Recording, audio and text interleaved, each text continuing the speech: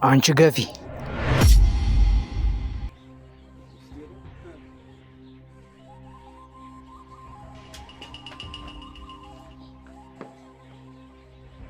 ደህና ልባም ወጣሃልሳ።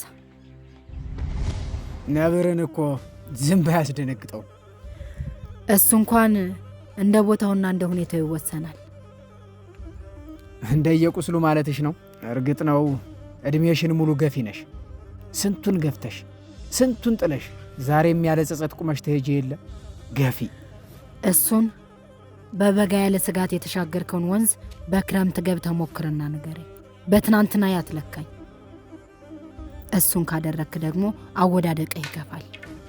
ዛሬም ፎከራ፣ ነገም እንዲህ ነው። አሁን ቤቴን ለቀህ ሂድልኝ።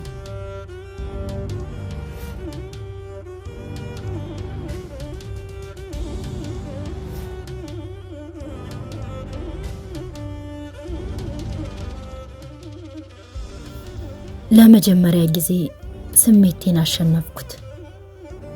የተሰማኝን ኩራት እንዴት እገልጠዋለሁ?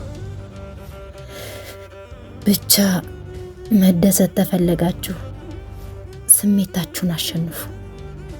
የዚያን ጊዜ ደስታ ይከባችኋል።